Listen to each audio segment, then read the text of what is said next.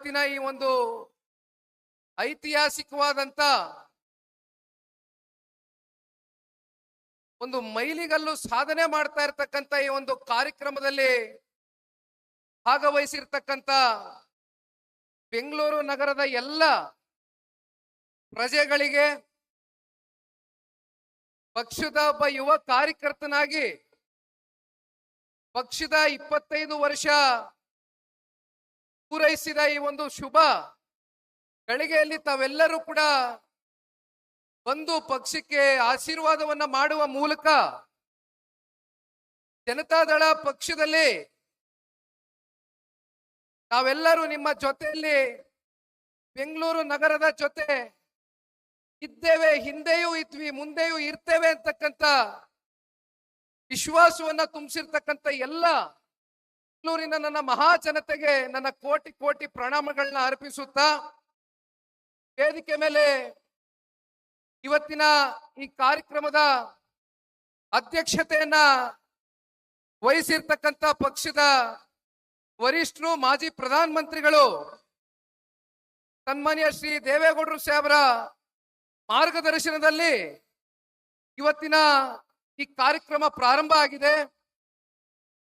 ಇವತ್ತಿನ ಈ ಕಾರ್ಯಕ್ರಮದ ಕೇಂದ್ರ ಬಿಂದುಗಳು ಕರ್ನಾಟಕ ರಾಜ್ಯ ಕಂಡಂತ ಅಪರೂಪದ ನಾಯಕರಾಗಿರ್ತಕ್ಕಂಥ ಮಾನ್ಯ ಮಾಜಿ ಮುಖ್ಯಮಂತ್ರಿಗಳು, ಕೇಂದ್ರಿನ ಸಚಿವರಾಗಿರ್ತಕ್ಕಂಥ ಸನ್ಮಾನ್ಯ ಶ್ರೀ ಕುಮಾರಣ್ಣ ಅವರ ಒಂದು ಅಧ್ಯಕ್ಷತೆಯಲ್ಲಿ, ಅವರ ಒಂದು ಉಪಸ್ಥಿತಿಯಲ್ಲಿ ನೆರವೇರ್ತಕ್ಕಂಥ ಈ ಕಾರ್ಯಕ್ರಮ ಜೊತೆಯಲ್ಲಿ ಸಾಕಷ್ಟು ಜನ ಜನತಾದಳ ಪಕ್ಷದ ಹಾಲಿ ಶಾಸಕರು, ಮಾಜಿ ಶಾಸಕರು, ವಿಧಾನ ಪರಿಷತ್ನ ಸದಸ್ಯರು ಸೇರಿದಂತೆ 5 ಕಾರ್ಪೊರೇಷನ್ನ ಅಧ್ಯಕ್ಷರುಗಳೇನಿದ್ದಾರೆ, ಜೊತೆಯಲ್ಲಿ ವಿಶೇಷವಾಗಿ ಯಶವಂತಪುರ ಕೊಮ್ಮಘಟ್ಟದಲ್ಲಿ ನಡೀತಾ ಇರತಕ್ಕಂಥ ಈ ಕಾರ್ಯಕ್ರಮದ ಅತಿ ಹೆಚ್ಚು ಜವಾಬ್ದಾರಿಯನ್ನ ಹೊತ್ತಿರ್ತಕ್ಕಂಥ ವಿಧಾನ ಪರಿಷತ್ನ ಸದಸ್ಯರು, ಈ ಭಾಗದ ನಾಯಕರಾಗಿರ್ತಕ್ಕಂಥ ಮಾನ್ಯ ಜವರೇಗೌಡರು ಮತ್ತೆ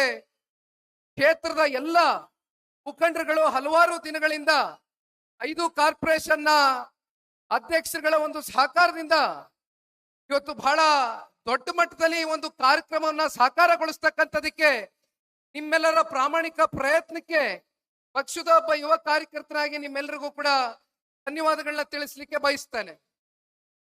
ಈಗಾಗಲೇ ಸಮಯ 1 ಗಂಟೆ ಆಗಿದೆ. ಇನ್ನು ಸನ್ಮಾನ್ಯ ದೇವೇಗೌಡರು ಸಾಹೇಬರು ಮತ್ತೆ ಅಂತಿಮವಾಗಿ ಸನ್ಮಾನ್ಯ ಕುಮಾರಣ್ಣ ಅವರ ಮಾತುಗಳನ್ನ ಕೇಳಲಿಕ್ಕೆ ತಾವೆಲ್ಲ ಸಹಸ್ರಾರು ಸಂಖ್ಯೆಯಲ್ಲಿ ಬಂದು ಸೇರಿದ್ದೀರಿ. ಅದಕ್ಕಿಂತ ಮುಂಚಿತವಾಗಿ ಕೆಲವೊಂದಷ್ಟು ಬೆಂಗಳೂರು ನಗರದಲ್ಲಿ ಇರ್ತಕ್ಕಂಥ ಸಮಸ್ಯೆಗಳ ಬಗ್ಗೆ ಪ್ರಸ್ತಾವನೆಯನ್ನ ಇಡ್ಲಿಕ್ಕಿಂತ ಮುಂಚಿತವಾಗಿ ಬೆಂಗಳೂರು ನಗರವನ್ನ ನಿರ್ಮಾಣ ಮಾಡಿರ್ತಕ್ಕಂಥ ಅವತ್ತಿನ ಕಾಲಘಟ್ಟದಲ್ಲಿ ಒಂದು ದೂರದೃಷ್ಟಿಯನ್ನ ಇಟ್ಟು ಬೆಂಗಳೂರು ನಗರ ಈ ವಿಶ್ವದಲ್ಲೇ ಒಂದು ಪ್ರಸಿದ್ಧಿಯನ್ನ ಪಡ್ಕೊಳ್ತಕ್ಕಂಥ ಒಂದು ನಗರವಾಗಿ ಹೊರಹೊಮ್ಮಬೇಕು ಅಂತಕ್ಕಂಥ ಕಲ್ಪನೆಯಿಂದ ನಾಡಪ್ರಭು ಕೆಂಪೇಗೌಡರು ಕಟ್ಟದಂತ ಈ ಒಂದು ಬೆಂಗಳೂರು ನಗರ ಬಹುಶಃ ಅವರ ಒಂದು ಬ್ಲೂ ಪ್ರಿಂಟ್ ನ ಏನು ಅಂದಿನಿಂದ ತಯಾರಿಯನ್ನ ಮಾಡಿದ್ರು.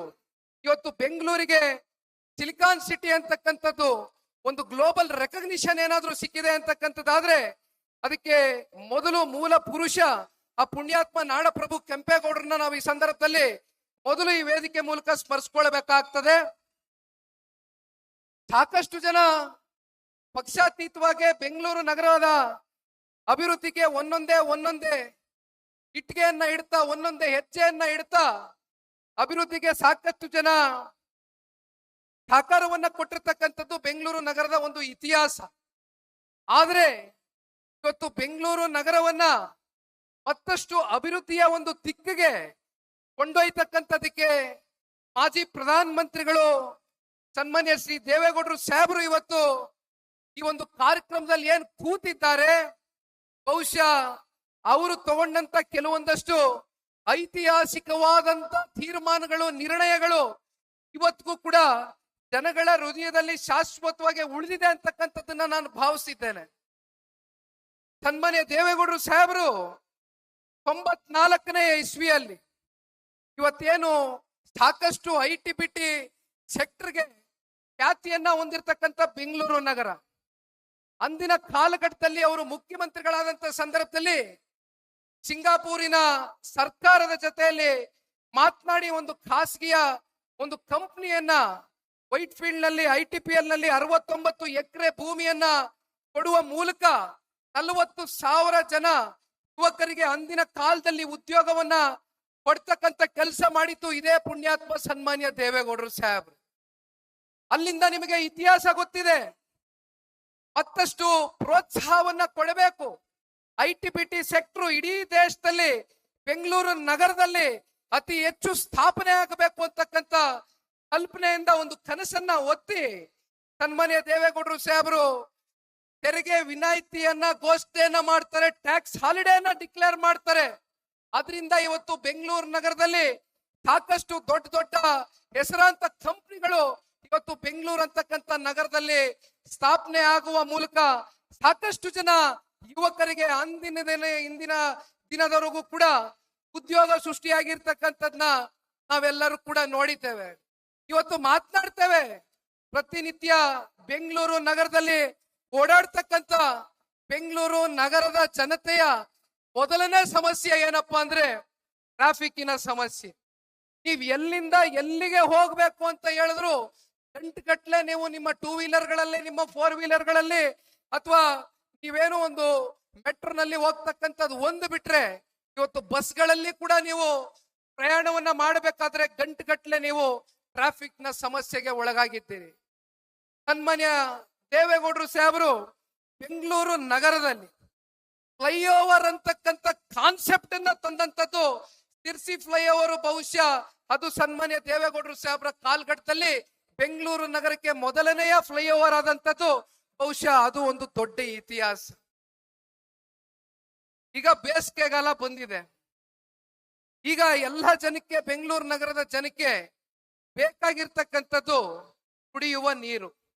ಆ ಕುಡಿಯುವ ನೀರನ್ನು ಕೂಡ ಸನ್ಮಾನ್ಯ ದೇವೇಗೌಡರು ಸಾಹೇಬರು 4ನೇ ಹಂತದ ಕಾವೇರಿಯ ಜಲದಿಂದ ಇವತ್ತು ಬೆಂಗಳೂರು ನಗರಕ್ಕೆ ನೀರನ್ನ ಕೊಡ್ತಕ್ಕಂಥ ಕೆಲಸವೂ ಕೂಡ ಆದಂತದ್ದು ಅವರ ಒಂದು ಕಾಲ್ಘಟ್ಟದಲ್ಲಿ. ಬಹುಶಃ ನಾವು ಮಾತನಾಡ್ತಾ ಹೋದ್ರೆ ಒಂದು 100 ಪುಟಗಳು 1000 ಪುಟಗಳಷ್ಟು ಇವತ್ತು ದೇವೇಗೌಡರು ಸಾಹೇಬ್ರ ಒಂದು ಸಾಧನೆ ಬೆಂಗಳೂರು ನಗರಕ್ಕೆ. ಇದಕ್ಕೂ ಕೂಡ ಸೂರ್ಯ ಚಂದ್ರ ಹುಟ್ಟತಕ್ಕಂಥದ್ದು ಎಷ್ಟು ಸತ್ಯವೋ ಅಷ್ಟೇ ಸತ್ಯ. ಸನ್ಮಾನ್ಯ ದೇವೇಗೌಡರ ಬೆಂಗಳೂರು ನಗರಕ್ಕೆ ಕೊಟ್ಟಿರ್ತಕ್ಕಂಥ ಕೊಡುಗೆನ ಯಾರು ಕೂಡ ಅಳಿಸ್ಲಿಕ್ಕಾಗೋದಿಲ್ಲ, ಮರೆಮಾಚಲಿಕ್ಕಾಗೋದಿಲ್ಲ. ಅದರ ಮುಂದುವರೆದ ಭಾಗದಲ್ಲಿ ಸನ್ಮಾನ್ಯ ಕುಮಾರಣ್ಣ ಅವರ ಕಾಲ್ಘಟ್ಟದಲ್ಲಿ ಅತ್ಯಂತ ಅಲ್ಪಾವಧಿಯ ಸರ್ಕಾರ, 20 ತಿಂಗಳ ಕಾಲ್ಘಟ್ಟದಲ್ಲಿ ಆ ಒಂದು ಸರ್ಕಾರ ಕುಮಾರಣ್ಣ ಅವರು ಸಮ್ಮಿಶ್ರ ಸರ್ಕಾರದ ಸಂದರ್ಭದಲ್ಲಿ BBMPಯನ್ನ ರಚನೆ ಮಾಡ್ತಾರೆ. 7 ನಗರಸಭೆ 110 ಹಳ್ಳಿಗಳನ್ನ ಸೇರಿ BBMPಯನ್ನ ರಚನೆ ಮಾಡುವ ಮೂಲಕ ಬೆಂಗಳೂರನ್ನ ಅಭಿವೃದ್ಧಿಯ ದಿಕ್ಕಿಗೆ ಕೊಂಡೊಯ್ತಕ್ಕಂಥದಕ್ಕೆ ಕೆಲಸ ಸನ್ಮಾನ್ಯ ಕುಮಾರಣ್ಣ ಅವರ ಕಾಲ್ಘಟ್ಟದಲ್ಲಿ ಆಗಿರ್ತಕ್ಕಂಥದ್ದು. ಜೊತೆಯಲ್ಲಿ ಮೆಟ್ರೋ ಅಂತಕ್ಕಂಥದ್ರ ಬಗ್ಗೆ ನಾವು ಇವತ್ತೇನು ಚರ್ಚೆಯನ್ನ ಮಾಡ್ತೇವೆ, ಅದಕ್ಕೆ ಹಸಿರು ನಿಶಾನೆಯನ್ನ ಸನ್ಮಾನ್ಯ ಕುಮಾರಣ್ಣ ಅವರ ಕಾಲ್ಘಟ್ಟದಲ್ಲಿ ಶಂಕುಸ್ಥಾಪನೆಯನ್ನ ಮಾಡುವ ಮೂಲಕ ಮೆಟ್ರೋಗೆ ಚಾಲನೆಯನ್ನ ಕೊಟ್ಟಂತದ್ದು. ಈ ರೀತಿ ಮಾತನಾಡ್ತಾ ಹೋದ್ರೆ ಬಹುಶಃ ಈ ವೇದಿಕೆಯಲ್ಲಿ ಇನ್ನು ಗಂಟುಗಟ್ಲೆ ಪುಟಗಟ್ಲೆ ಇವತ್ತು ಸನ್ಮಾನ್ಯ ದೇವೇಗೌಡರು ಕುಮಾರಣ್ಣ ಅವರ ಸಾಧನೆಗಳನ್ನ ಎಳೆಯಾಗಿ ಬಿಡಿಸಿ ತಿಳಿಸಬಹುದು. ಆದ್ರೆ ಇವತ್ತು ನಮ್ಮ ಮುಂದೆ ಬಂದಿರತಕ್ಕಂಥ ಯಕ್ಷ ಪ್ರಶ್ನೆ ಏನಪ್ಪಾ ಅಂದ್ರೆ, ಕಾಂಗ್ರೆಸ್ನ ಈ ಒಂದು ಆಡಳಿತದಲ್ಲಿ ಇವತ್ತು ಬೆಂಗಳೂರು ನಗರ ಸಂಪೂರ್ಣವಾಗಿ ಅಭಿವೃದ್ಧಿ ಅಂತಕ್ಕಂಥದ್ದು ಕುಸಿದು ಹೋಗಿದೆ. ಅಭಿವೃದ್ಧಿ ಅಂತಕ್ಕಂಥದ್ದು ಸಂಪೂರ್ಣ ಬೆಂಗಳೂರು ಅಂತಕ್ಕಂಥ ನಗರದಲ್ಲಿ ಬೆಂಗಳೂರಿನ ಜನತೆ ಅಭಿವೃದ್ಧಿಗೆ ವಂಚಿತರಾಗಿದ್ದಾರೆ. ಇವತ್ತು ಇದು ಕಾಂಗ್ರೆಸ್ನ ಏನು ಪಾಪ ಕುಮಾರಣ್ಣ ಅವರು BBMP ಅಂತಕ್ಕಂಥದ್ನ ರಚನೆ ಮಾಡಿದ್ರು. ಇವತ್ತು ನಾವು ನೋಡ್ತಾ ಇದ್ದೇವೆ ಕಾಂಗ್ರೆಸ್ನವರ ಸಾಧನೆ ಏನಪ್ಪಾ ಅಂತ ಹೇಳಿದ್ರೆ, BBMP ಅಂತಕ್ಕಂಥದ್ದನ್ನ ಇವತ್ತು ಹೆಸರು ಬದಲಾವಣೆ ಮಾಡಿ DBA ಅಂತಕ್ಕಂಥದ್ದನ್ನ ಹೊಸದಾಗಿ ನೇಮಕಾತಿ ಮಾಡಿ ಘೋಷಣೆ ಮಾಡಿದ್ದಾರೆ. G ಅಂದ್ರೆ ಏನಪ್ಪಾ ಅಂದ್ರೆ ಗಾರ್ಬೇಜ್, B ಅಂದ್ರೆ ಏನಪ್ಪಾ ಅಂದ್ರೆ ಬ್ಯಾಡ್ ರೋಡ್ಸ್, A ಅಂದ್ರೆ ಏನಪ್ಪಾ ಅಂದ್ರೆ ಖಾತೆ ಸ್ಕ್ಯಾಮ್. ಇದು ಕಾಂಗ್ರೆಸ್ನ ಈ ಆಡಳಿತದಲ್ಲಿ ಬೆಂಗಳೂರು ನಗರದ ಜನತೆಗೆ ಕೊಡ್ತಾ ಇರ್ತಕ್ಕಂಥ ಕೊಡುಗೆ.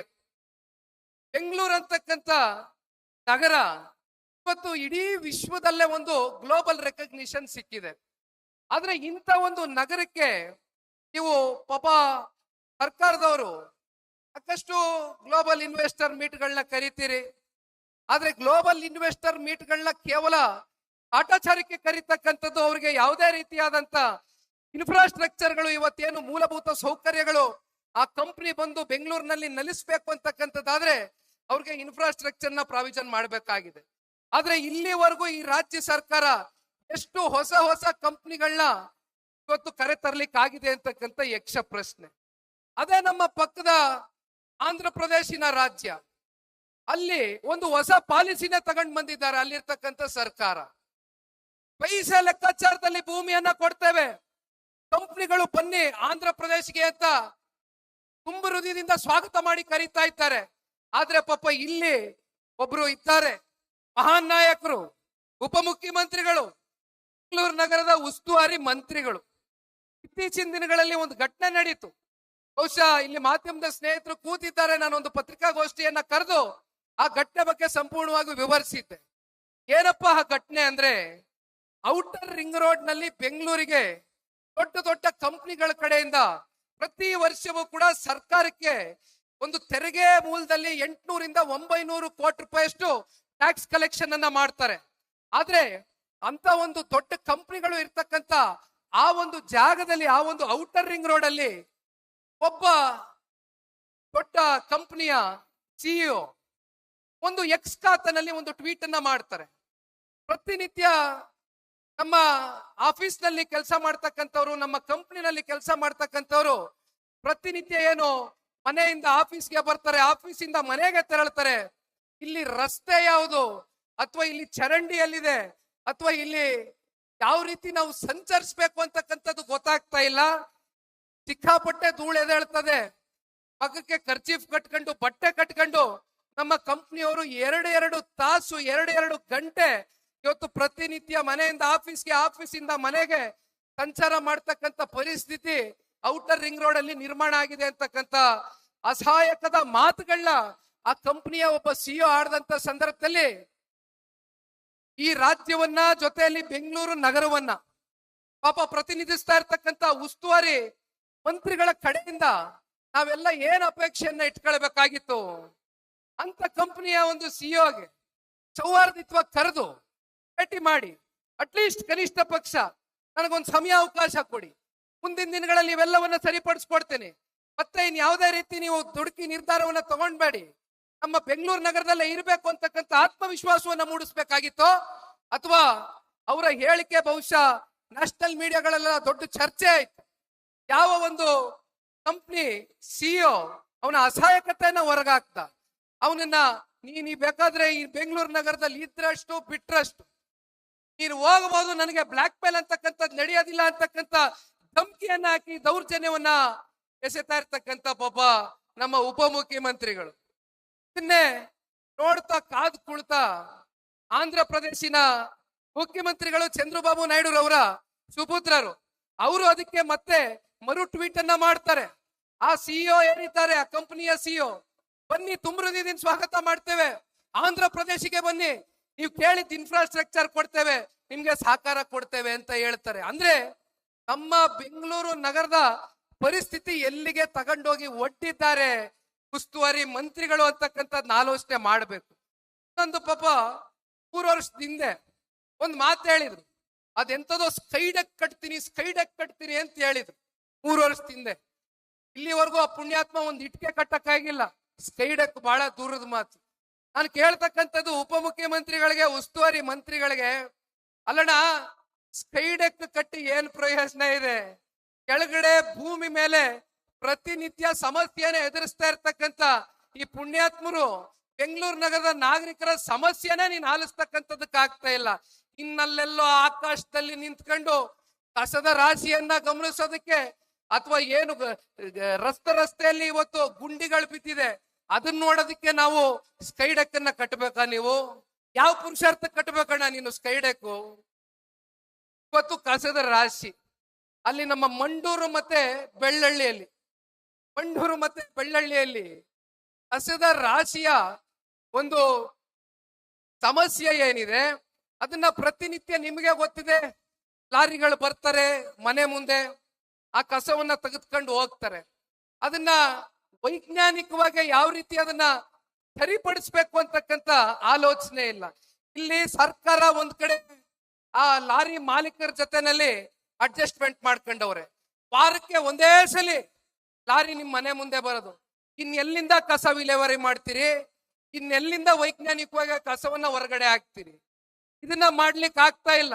ಅದರ ಬದಲಾಗಿ KSMWL ಆ ಕಡೆಯಿಂದ ಹೆಚ್ಚು ಕಮ್ಮಿ ಒಂದು ವರದಿ ಬಂದಿದೆ. ಕಳೆದ 6 ತಿಂಗಳಲ್ಲಿ ಹತ್ತತ್ರ 3,60,00,000 ರೂಪಾಯಿಯಷ್ಟು ಜನಗಳ ಮೇಲೆ ದಂಡ ಒದಿಸಿದ್ದೀರಿ.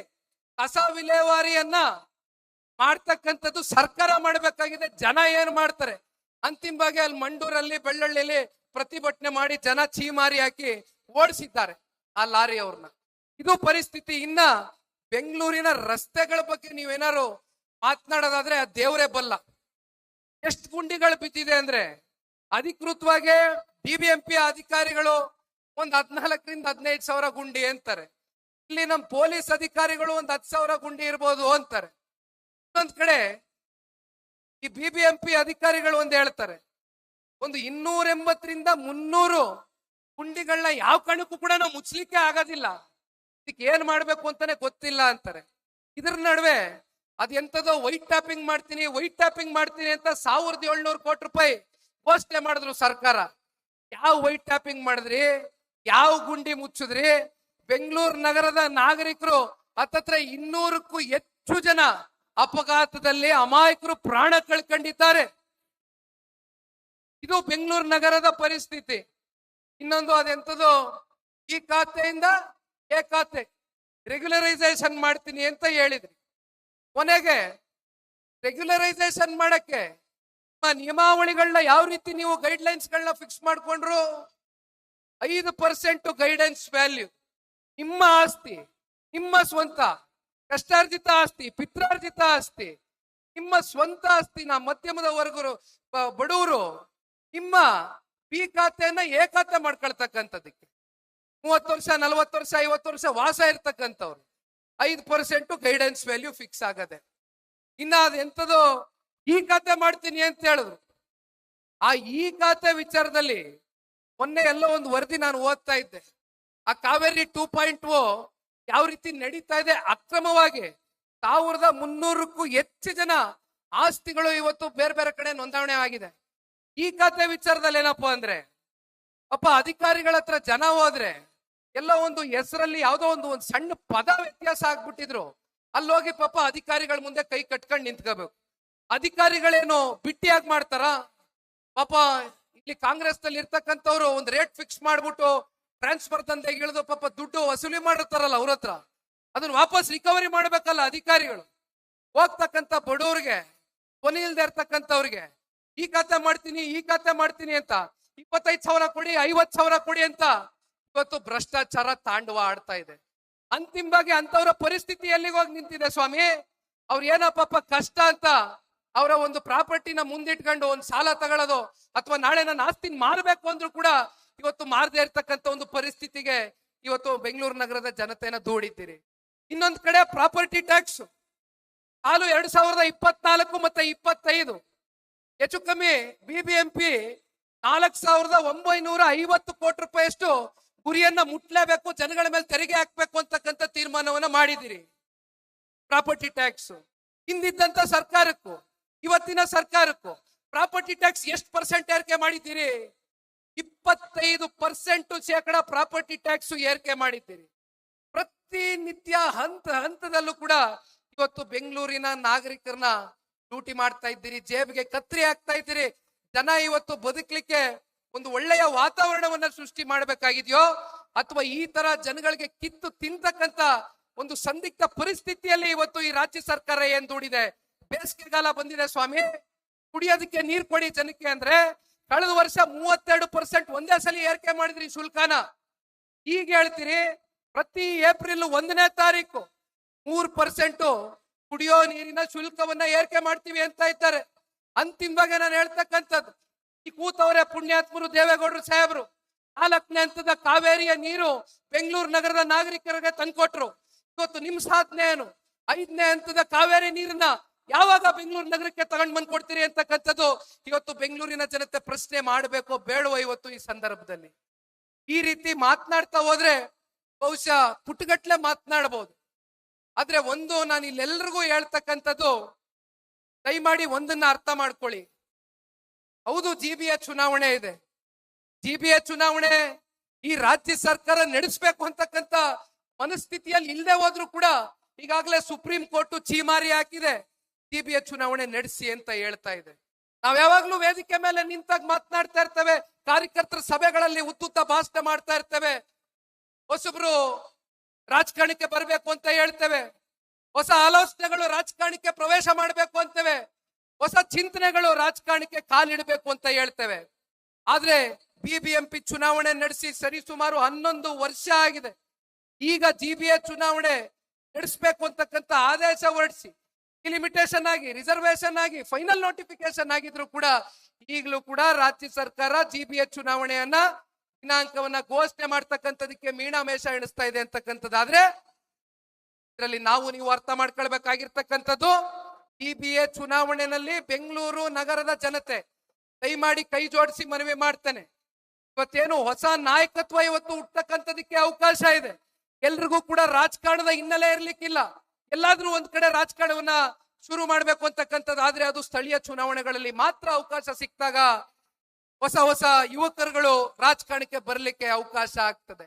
ಆದ್ರೆ ಒಂದು ಈ ಸಂದರ್ಭದಲ್ಲಿ ಬೆಂಗಳೂರಿನ ನಾಗರಿಕರಿಗೆ ನಾನು ಕೈ ಜೋಡಿಸಿ ಮನವಿ ಮಾಡ್ತೇನೆ, ಚುನಾವಣೆಗಳು ಬರುತ್ತೆ ಹೋಗುತ್ತೆ, ಆದ್ರೆ ಇವತ್ತು ಒಂದು ಮಾತು ಬಹಳ ಗಟ್ಟಿಯಾಗಿ ಹೇಳ್ತೀನಿ, ನಮ್ಮ ಕನ್ನಡ ನಾಡಿನ ಮಣ್ಣಿನ ಮಕ್ಕಳು ಸನ್ಮಾನ್ಯ ದೇವೇಗೌಡರು ಸಾಹೇಬರು, ಕುಮಾರಣ್ಣ ಅವರು ಯಾವತ್ತಿಗೂ ಕೂಡ ಅಧಿಕಾರಕ್ಕೆ ಹಪಾಪೆಯನ್ನ ಇಟ್ಕೊಂಡು ಇಲ್ಲಿಯವರೆಗೂ ಈ ಪಕ್ಷವನ್ನ ಕಟ್ ಬೆಳೆಸಿಲ್ಲ, ರಾಜಕಾರಣವನ್ನ ಮಾಡ್ತಾ ಇಲ್ಲ.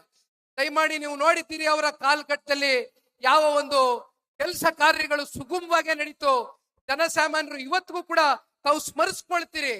ಆದ್ರೆ ಒಂದು ನಾನು ತಮ್ಮೆಲ್ಲರಲ್ಲೂ ಕೈ ಜೋಡಿಸಿ ಕಳ್ಕಳಿಯಾಗಿ ವಿನಂತಿಯನ್ನ ಮಾಡ್ತಕ್ಕಂಥದ್ದು, ಇವತ್ತು ಬೆಂಗಳೂರು ನಗರದಲ್ಲಿ ನಮಗೂ ಗೊತ್ತಿದೆ, ನಿಮಗೂ ಗೊತ್ತಿದೆ, ಇಡೀ ರಾಜ್ಯಕ್ಕೆ ಅತಿ ಹೆಚ್ಚು ಟ್ಯಾಕ್ಸ್ ಅನ್ನ ಉತ್ಪಾದನೆ ಆಗ್ತಾ ಇರ್ತಕ್ಕಂಥ ಈ ಒಂದು ನಗರ ಮುಂದೊಂದು ದಿನ ವಿಶ್ವದಲ್ಲೇ ನಂಬರ್ 1 ಸ್ಥಾನಕ್ಕೆ ಹೋಗಿ ತಲುಪಬೇಕು ಅಂತಕ್ಕಂಥದ್ದು ನಮ್ಮ ನಿಮ್ಮೆಲ್ಲರ ಒಂದು ಚಿಂತನೆ ಆಗಿರ್ಬೇಕು. ದಯಮಾಡಿ ನಿಮ್ಮೆಲ್ರಿಗೂ ಕೈ ಜೋಡಿಸಿ ಮನವಿ ಮಾಡ್ತೀನಿ, ನಮ್ಮ ಪಕ್ಷದ ಕಾರ್ಯಕರ್ತರು ಬಂದಿದ್ದೀರಣ್ಣ, ನಿಮ್ಮೆಲ್ರಿಗೂ ನಾನು ಕೇಳ್ಕೊಳ್ತಕ್ಕಂಥದ್ದಿಷ್ಟೇ, ಯಾರ್ಯಾರು ಜಿಬಿಎ ಚುನಾವಣೆಗಳಲ್ಲಿ ನಾನು ಸ್ಪರ್ಧಿ ಆಗಬೇಕು ಅಂತಕ್ಕಂಥ ನಿಮ್ಮಲ್ಲಿ ಅಭಿಲಾಷೆ ಇಟ್ಕೊಂಡಿದ್ದೀರೋ, ನಿಮ್ಮಲ್ಲಿ ಇಚ್ಛಾಶಕ್ತಿ ಇಟ್ಕೊಂಡಿದ್ದೀರೋ, ದಯಮಾಡಿ ಒಂದು ಹ್ಯಾಂಡ್ ಪಾಂಪ್ಲೆಟ್ ಅನ್ನ ಮಾಡಿಸ್ಕೊಡ್ತೇನೆ. ನಿಮ್ಮ ವಾರ್ಡ್ಗೆ ಸೀಮಿತವಾಗಿ ದಯವಿಟ್ಟು ಹೋಗಿ ದೇವೇಗೌಡರು ಸಾಹೇಬರು, ಕುಮಾರಣ್ಣ ಅವರ ಕಾಲ್ಗಟ್ಟದಲ್ಲಿ ಆಗಿರ್ತಕ್ಕಂಥ ಅನೇಕ ಬೆಂಗಳೂರು ನಗರದ ಡೆವಲಪ್ಮೆಂಟ್ಗೆ ಸಂಬಂಧಪಟ್ಟಂತ ಕಾಮಗಾರಿಗಳ ಬಗ್ಗೆ ದಯವಿಟ್ಟು ಬೆಂಗಳೂರಿನ ನಗರದ ಜನತೆಯ ಸಮೀಪಕ್ಕೆ ಹೋಗಿ ತಿಳಿಸಿ ಅವ್ರಿಗೆ ಈ ರೀತಿ ನಮ್ಮ ಕಾಲ್ಗಟ್ಟದಲ್ಲಿ ಕೆಲಸ ಮಾಡಿದ್ದೇವೆ, ದಯವಿಟ್ಟು ನಮ್ಮನ್ನ ಗುರುತಿಸಿ ಅಂತಕ್ಕಂಥದನ್ನ ನೀವು ನಿಮ್ಮ ವಾರ್ಡ್ಗಳಲ್ಲಿ ಆ ಭಾಗದ ನಿಮ್ಮ ಜನಸಂಖ್ಯೆ 20,000 ಇದೆಯೋ, 30,000 ಇದೆಯೋ, 40,000 ಇದೆಯೋ, ಇವತ್ತು 20,000ಕ್ಕೂ ಇಳಿದಿದೆ, 17,000ಕ್ಕೂ ಇಳಿದಿದೆ. ಒಳ್ಳೆ ಅವಕಾಶ ಇದೆ, ನೀವೆಲ್ಲ ಕಾರ್ಪೊರೇಟರ್ಗಳಾಗಿ ಕೆಲಸ ಮಾಡ್ತಕ್ಕಂಥದಕ್ಕೆ ಉತ್ತಮ ರೀತಿಯಲ್ಲಿ ದಯವಿಟ್ಟು ನೀವೆಲ್ಲರೂ ಮುನ್ನುಗ್ಗಿ. ಆದ್ರೆ ಇಲ್ಲಿ ಯಾರು ಕೂಡ ಮನ್ಸಲ್ಲಿ ಬರೀ ಏನಪ್ಪಾ ಯಾರಿಗೆ ಟಿಕೆಟ್ ಸಿಗುತ್ತೋ ಏನೋ ಅಂತಕ್ಕಂಥದ್ನ ದಯವಿಟ್ಟು ಮನ್ಸಿಂದ ತೆಗೆದು ಬಿಡಿ. ಯಾರು ಜನರ ಜೊತೆ ನಿಮ್ಮ ವಾರ್ಡ್ ಮಟ್ಟದಲ್ಲಿ ನಿರಂತರವಾಗಿ ಸಂಪರ್ಕದಲ್ಲಿ ಇರ್ತೀರಿ, ನಿರಂತರವಾಗಿ ಜನಗಳ ಸಮಸ್ಯೆಯನ್ನ ಆಲಿಸ್ತೀರಿ.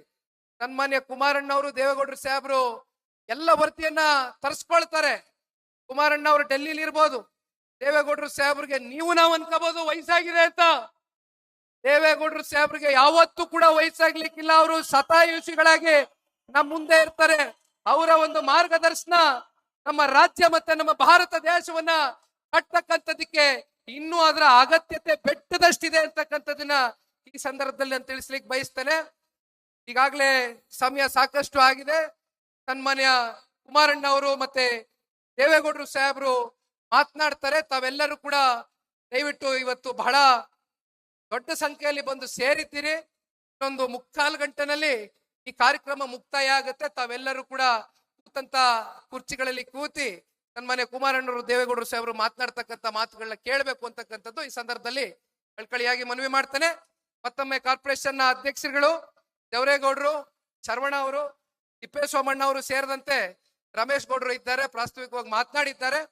ಆಮೇಲೆ ನಮ್ಮ ಕೊಟ್ಟಿಗೆರೆ ಮಂಜಣ್ಣವರು ಕೂಡ ಇದ್ದಾರೆ. ಎಲ್ಲರೂ ಕೂಡ ಸೇರಿ ಇವತ್ತು ಈ ಕಾರ್ಯಕ್ರಮ ಯಶಸ್ವಿಗೊಳಿಸಿದ್ದೀರಿ. ನಿಮ್ಮೆಲ್ಲರಿಗೂ ಕೂಡ ಹೃದಯ ತುಂಬಿದ ಧನ್ಯವಾದಗಳು, ಅಭಿನಂದನೆಗಳು. Thank you.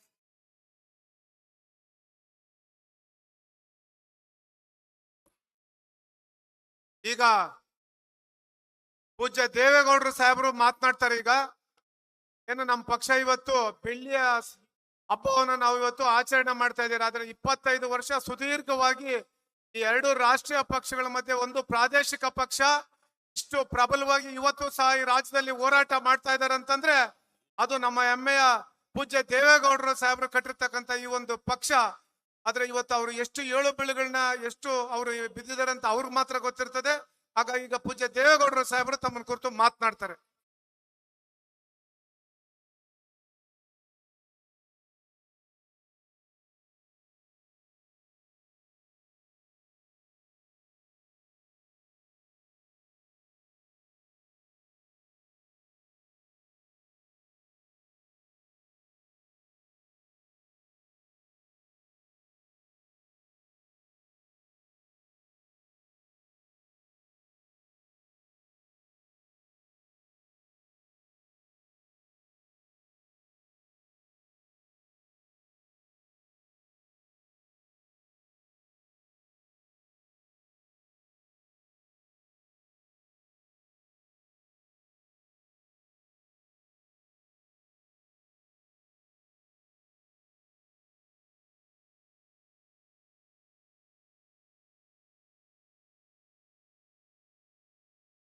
ಈಗ ತಾನೇ